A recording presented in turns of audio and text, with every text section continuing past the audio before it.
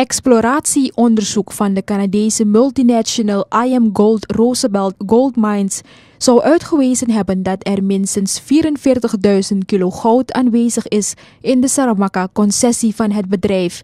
Dit gebied valt onder de Area of Interest van IM Gold.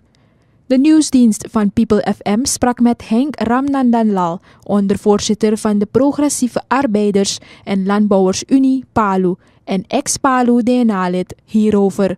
Het valt onder de nieuwe overeenkomst die gesloten is met de IM Gold.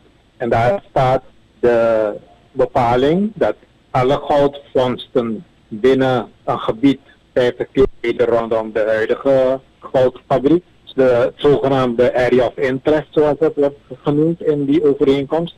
Als er goud wordt gevonden binnen dat gebied, dan valt het onder de nieuwe goudovereenkomst. Dus dan is het toegestaan aan IM Gold om de goudertsen daar vandaan te halen en vervolgens te verwerken in de goudfabriek.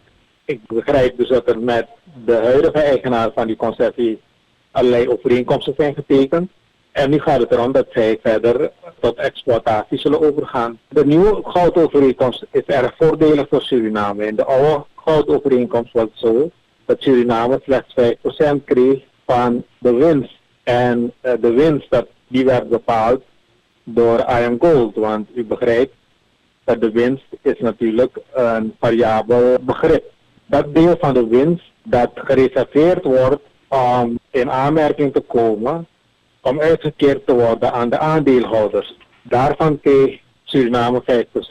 En er is een jaar geweest waar IM Gold, ik dacht dat het 2014 was, waar IM Gold kleine winst heeft gemaakt, maar besloten heeft om niets uit te keren aan de aandeelhouders. Dat was de oude overeenkomst. De nieuwe overeenkomst die getekend is onder de minister van de vorige regering, de minister van Natuurlijke Hulpbronnen, minister Jim Hock. Dat is een heel voordelige goudovereenkomst waarin staat dat alle nieuwe goudvondsten Suriname daarin voor 30% participeert. Dat wil zeggen dat Suriname slechts 30% moet inbrengen voor de exploitatiekosten.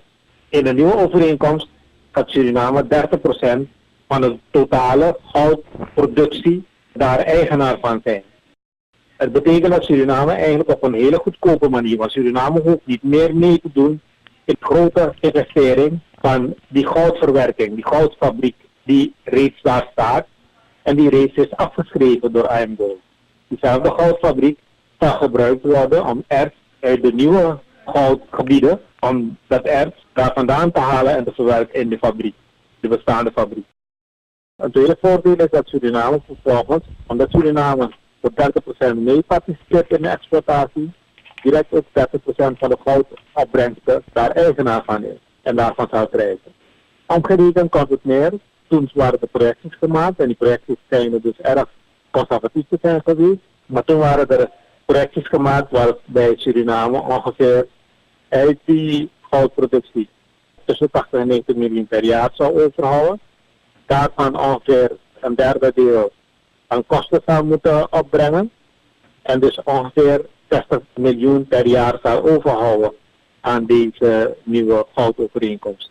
En u zei, er zijn voordelen, zijn er ook nadelen voor Suriname? Het enige nadeel is dat Suriname natuurlijk die 30 miljoen en natuurlijk de initiële kosten om de mijn aan te leggen, die zullen iets hoger zijn. En die bedragen zo rond de 150 tot 200 miljoen. En verspreid dan over 2 tot 3 jaar. Maar vervolgens zullen de exploitatiekosten heel gering zijn. Ongeveer 20 tot 25 miljoen per jaar. Dus Suriname gaat, als je dat uitsmeert over 10 jaar, gaat Suriname met 130 tot 35 miljoen moeten opbrengen. Dat is dan, je zou dan kunnen zeggen, een nadeel. Tegenover ongeveer 90 tot 100 miljoen US-dollars wat Suriname zal opstrijken uit de goudproductie. De initiële investeringen, en zoals dat bij elke economische activiteit geldt, de kosten gaan voor de baten. Suriname zal dus de initiële investeringen in de goudmijn, het aanleggen van de goudmijn, eerst moeten opbrengen. En vervolgens daarna zal Suriname in de goudproductie, op het moment dat er goud geproduceerd zal worden, daar 30% van opstrijken. Dus het enige nadeel is dus dat de initiële kosten Suriname zal moeten opbrengen.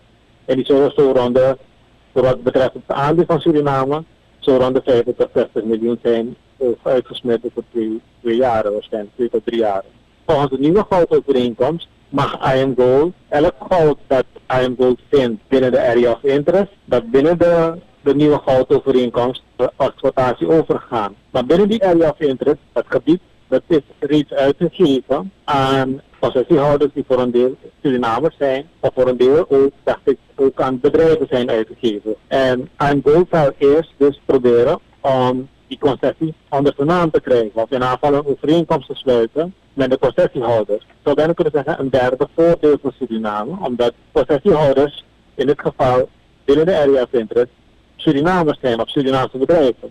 Dat betekent dus dat IAMGOLD zou moeten onderhandelen met deze concessiehouders om een toestemming te krijgen om te mogen exploreren eerst in het gebied, om vervolgens over te gaan tot exploitatie. En dat betekent dus dat Surinamers en Surinaamse bedrijven ook voor een deel zullen profiteren van deze activiteiten van IAMGOLD.